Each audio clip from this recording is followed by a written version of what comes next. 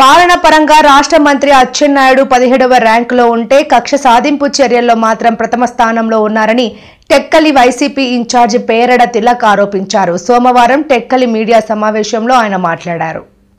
ఇవాళ పాలనాపరమైన ర్యాంకులు తీసుకుంటే చంద్రబాబు నాయుడు గారి ముఖ్యమంత్రి తన కేబినెట్ మంత్రులకి సంబంధించిన ఫైల్స్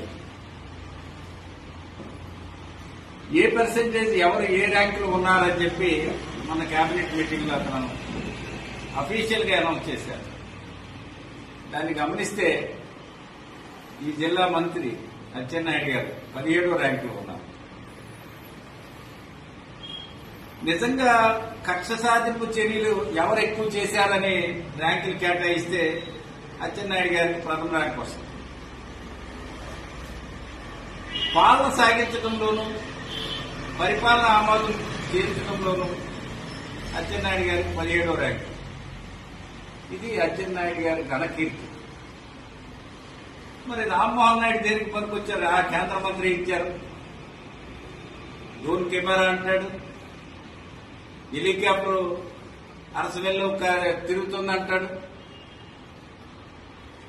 విమాన సర్వీసులు శ్రీకాకుళం జిల్లాకు తీసుకొస్తానని చెప్తారు.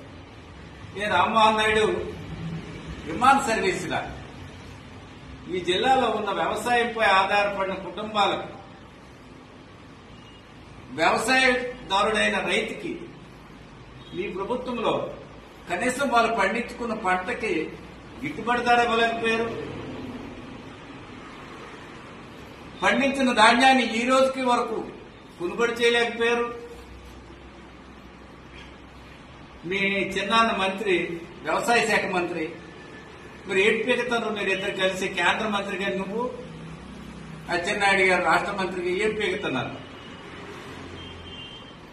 ఈ జిల్లా వ్యవసాయంపై ఆధారపడిన జిల్లాని, వ్యవసాయం చేస్తున్న రైతుని, పండించిన ధాన్యాన్ని ఈవేళ మిల్లర్స్ కొనలేక మిల్లర్స్ అంతా కూడా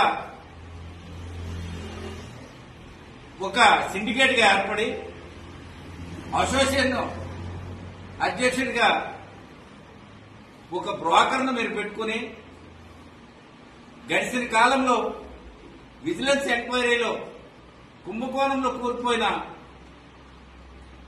వ్యక్తి బోయిన్ రమేష్, అలాంటి వ్యక్తిని అసోసియేషన్ ప్రెసిడెంట్ గా పెట్టుకుని మీ తమ్ముడు కింజరా ప్రసాద్ దానికి ప్రాసిక్యూషన్ చేస్తుంటే జిల్లాలో ఉన్న రైస్ మిల్లర్స్ అంతా కూడా మీ కంట్రోల్లో నడుస్తున్నారు. భయభ్రాతులతో రైస్ మిల్లర్స్ ధాన్యం కొనుక్కోలేక కొన్న రైస్ మిల్కి మీరు టార్గెట్ ఇవ్వక హెరాస్మెంట్ చేయిస్తున్నారు.